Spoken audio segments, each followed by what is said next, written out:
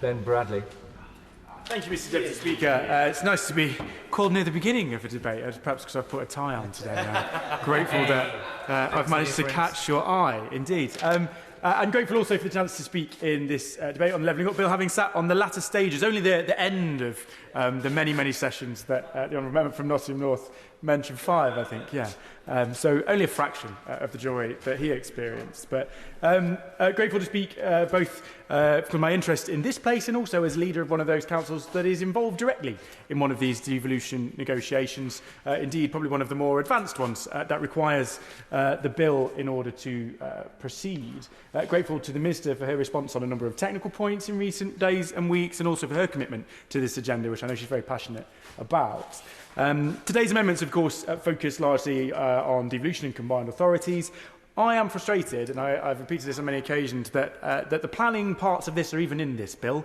This started as a levelling up bill, and planning was added to it later. I think it's complicated it, it's made it difficult and controversial, and those could have been two separate things. We could have flown through this very, very quick. I know that's before the Minister's time, so I don't expect her to account for that, but this could have been far simpler, perhaps, than it now is. And the timing of all of this actually is vital in the delivery of some of these combined authorities. If this bill is delayed, that will delay the timeline for the delivery of these outcomes that we all seek. So really, really is important that it's allowed to progress quickly. Progress on this since my right honourable friend, the member for Uxbridge, said some 18 months ago that these deals would be a key driver for levelling up, has been really positive. Mansfield, my constituency, is often at the wrong end of many tables that would put it on that list at the front and centre of a levelling up agenda. And therefore we wanted to be at the front of the queue for new powers, new funds, and we're currently, as I say, consulting on a new devolution deal worth 1.14 billion initially in terms of additional gain share funding into our region, plus powers over transport, skills, economic development. There are huge opportunities for us that stem from this bill and from other existing growth projects across the region, whether that's our Freeport, our development company, which is also formalised and given its powers through this levelling up bill, integrated rail plan projects, and Step Fusion recently announced in North Nottinghamshire. And the way I've been kind of painting this to business clubs and residents and education providers I've been speaking to about these opportunities recently is using that Step Fusion example, a £20 billion project, an investment from government, UK Atomic Energy Agency, that could put us front and centre of clean energy for the world in 20, 30 years' time. It's a huge long-term project, but what devolution gives us, and I like to think this is part of the reason our area was attractive for this bid, is the ability not only to have a prototype power plant in the future, but then to create the skills, environment, training opportunities around it, working with our colleges and universities so that local children can take up those courses, can move into that space. We're not just importing nuclear scientists from other parts of the world, but we're building them and creating them and giving young people in places like Mansfield the opportunity to do that. And we will also have the power to fill in the gaps in our transport system and make sure people are able to easily access those opportunities again. So it is local people who can get to and from those jobs. That's game-changing, and there will be kids in my constituency who in 20 years' time will work not just in nuclear science, but the supply chain and everything that comes around that, who could never have dreamed of those opportunities on their doorstep even just a few months ago. So the power of this deal and these opportunities really are incredibly meaningful. And it will mean, finally, that the East Midlands is able to be in the Premier League alongside other regional partners. Hopefully we do a bit better than Forest so far. But things are picking up. Look, huge opportunity. I want to speak to some of the amendments on the table today. I welcome new clauses 61 and 62 that enhance the powers of mayors over that key route network. Honourable members won't be surprised, and if they've campaigned in elections, particularly local elections, highways improvements are always the top of residents' lists. They are probably the one service, particularly at an upper tier county level, that everybody uses and experiences, and so they're always top of the list. So more power and opportunity to engage in this space, to work with national highways on a wider range of the network, and to do that more closely and in a more joined up way is very beneficial. I also look forward to the negotiations for our region around this kind of transport pot and investment that is part of our deal and is yet to come. In response to my honourable friend from Campbell and Redruth, the new clause 71, which I'm afraid I can't support, and I'll touch on why. I appreciate from his comments that he was making a particular case for his area, and absolutely right to do so. We all do the same thing. But one of the benefits, I think, of this opportunity with devolution around the country, and for government having said every area will have the right to access this opportunity, is that we have a chance actually to make some clarity and some consistency of a structure across the country in a way that is incredibly complicated currently. I would speak for an area that has arguably 3 tiers of local government, and we see the opportunity of a combined authority as something to make some coherent sense of that, to pull us into a structure that allows us to have shared strategies, allows us to have shared opportunities. Appreciate other areas may take a different view, but I don't think it's inconsistent or unrealistic to say if you want the same powers that the West Midlands has, for example, you should have the same accountable structure as the West Midlands has, and that will allow government to have a consistent relationship with each region and each part of the country with those regional mayors. So personal view from that experience of that engagement, but I think if we end up at the end of all this having devolved powers and built structures around the country all over the place and offered everyone that chance, if we end up with a more complicated and different systems across the country, I think it will be a bad thing, but I'll give way. I agree. It's good to have that consistency in England, but this amendment was specifically about Cornwall, and it has got a unique constitutional place within our family of nations.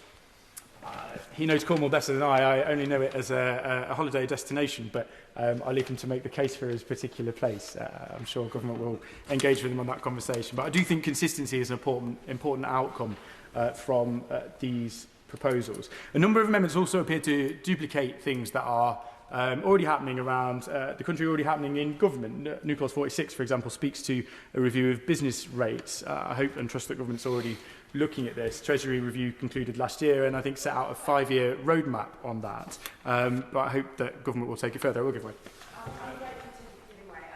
Market towns the high streets in market towns and constituencies like mine are really struggling, not only because local residents are shopping less because of the cost of living crisis, but also because of the way that they can't compete with online retailers because of business rates. So I'm surprised the government isn't supporting New Clause 46, because after all it is a 2019 manifesto commitment of theirs to review business rates and come up with a better model that can allow our high streets to thrive and to help level up those regions where those market towns are really struggling.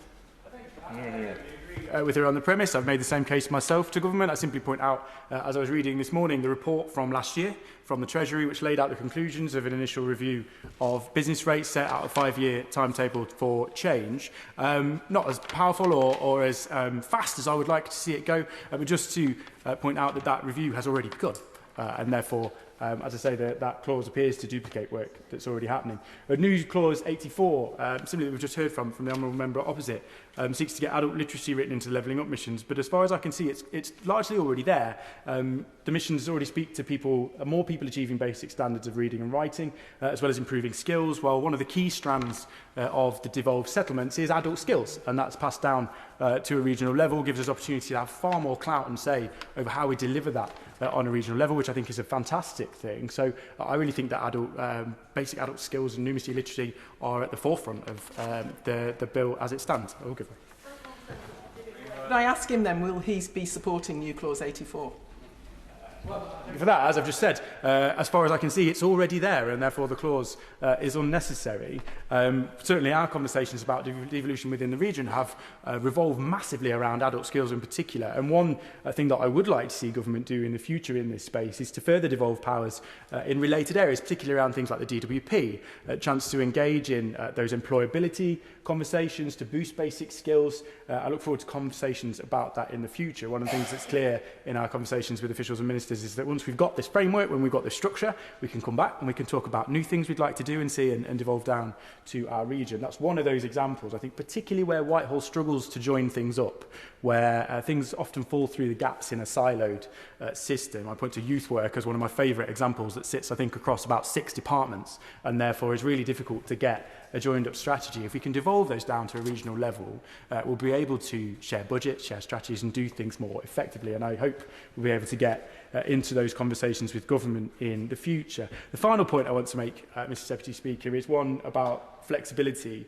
and local budgets. I had the honour of hosting my honourable friend, the Minister from North East Derbyshire, the local government minister in Nottinghamshire, just a few weeks ago, where we went into great detail about our budget within the council, about the opportunities and risks of our budget, and some of the things that could be done actually that don't cost the government any money. And the key thing that I think government could do in the spirit of empowering local leaders, of devolving powers down to local areas, would be to give us more flexibility over existing budgets. Actually, if I had within my local authority the same budget that I have now and removed all the rules and ring fences over what I could spend it on, I'd have a surplus. I wouldn't have a problem. It is the lack of flexibility in that system that means I can only spend it on certain things that are not always the priority. So there's a really good opportunity, whether it's in the upcoming local government settlement or whether it's in the 2023 devolution deals and beyond, to actually genuinely empower local council leaders to be able to take decisions on key priorities for the funding. Point to one example that I think hits home with people. I have within Nottinghamshire County Council a bus service improvement fund that allows me to build bus lanes. At the same time, I have a shortfall in the funding that I put in to keep the buses running. So I could end up in a scenario where I have to build bus lanes and have no buses to run in them, even though the money is already in my bank account and I could spend it on keeping the buses if I were allowed to do so. Just one example, and there are many more. So that flexibility and that empowerment of local councils and local leaders, I think, is hugely important. I'm pleased that government's committed to it in a devolution sense. There's more that could be done to support the sustainability of local councils too. So in conclusion, Mr. Deputy Speaker, timescales of this bill are hugely important.